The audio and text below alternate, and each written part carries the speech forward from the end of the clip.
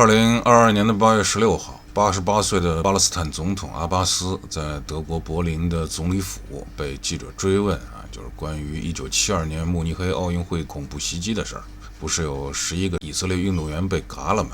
这老头呢，知道他们是要问哈马斯的事儿就不把话头一转呢，开始隶属巴勒斯坦人从1947年开始遭受的苦难了。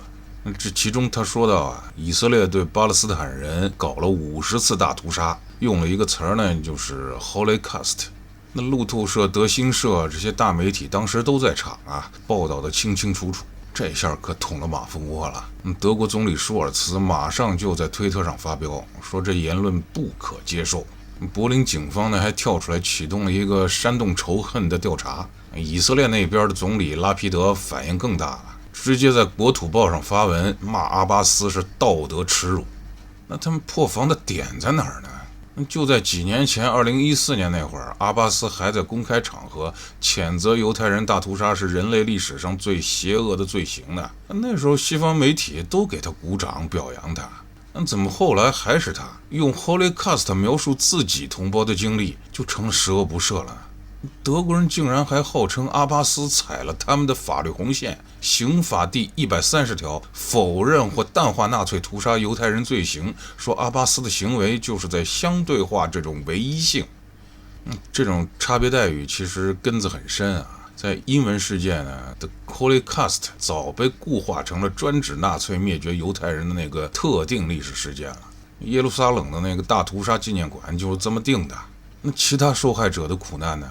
比如说加沙，联合国的人权报告都已经说它是全世界最大的露天监狱了。可像美联社这些西方媒体，就非要用居家设施这种轻描淡写的词儿，企图一笔带过。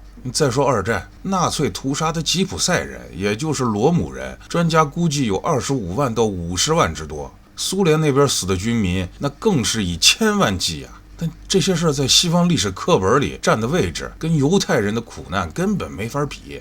有人专门琢磨这事儿，他为什么会这样呢？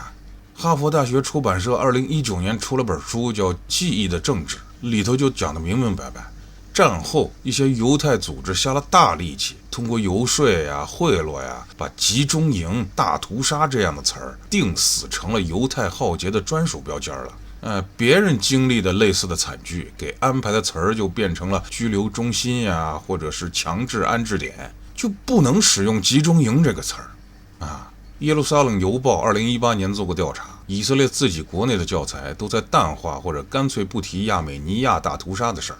那微博上有一个叫梅华龙的账号，在2022年发的亲身经历，他在杭州碰到过一个美国犹太学者，居然在大庭广众之下嚷嚷说，跟他们犹太人比起来，南京大屠杀没啥了不起的，中国人没必要那么重视。2021年5月，人权观察组织刚发布报告，证明以色列军队在加沙使用被禁的白磷弹，把妇女儿童烧得惨不忍睹你猜同一时间德国在干嘛？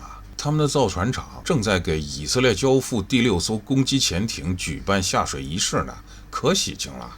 那亚美尼亚大屠杀纪念馆一年到头去不了几个人，南京大屠杀那些铁证，除了我们自己的同胞，有几个老外正儿八经的实地了解过？至于加沙老百姓遭的那些罪，联合国文件写得再明白，那些欧美政客有搭理过的吗？那阿巴斯最后倒是逃过了被起诉。柏林晨报大度地说因为他是巴勒斯坦总统就免于被追究了。巴勒斯坦人几十年的血泪账，就因为用了一个 Holocaust， 不但获得不了同情，还被扣上了一个煽动的罪名。华夏之外皆无天理，是吧？他们不让巴勒斯坦人用 Holocaust 这个词儿，觉得那是犹太苦难专享的。但转头呢，抹黑咱们中国新疆的时候，集中营、工业化、种族灭绝、新纳粹这些词儿，那是张口就来这就合情合理了，就能硬往纳粹屠游那头上靠了。合着 Holocaust 这个词儿拿来污蔑我们可以，巴勒斯坦人用来自述苦难就不行。作为中国人，我就想问一句凭什么呀？犹太人的600万亡灵可以永远摆在祭坛最高的地方，别的国家民族遭遇了差不多甚至更惨的暴行，就只能是你们历史教科书角落里一个不起眼的模糊注脚，是吧？那在你们那儿，苦难也得排个369等，想了解一下历史悲痛，还得由着你们筛选过滤啊！这是贵宾通道，这是普通通道，是吧？铭记历史是为了不再重演这句话，你们还提它干什么呀？还在持续重演苦难的那些国家信吧？你们自己信吧？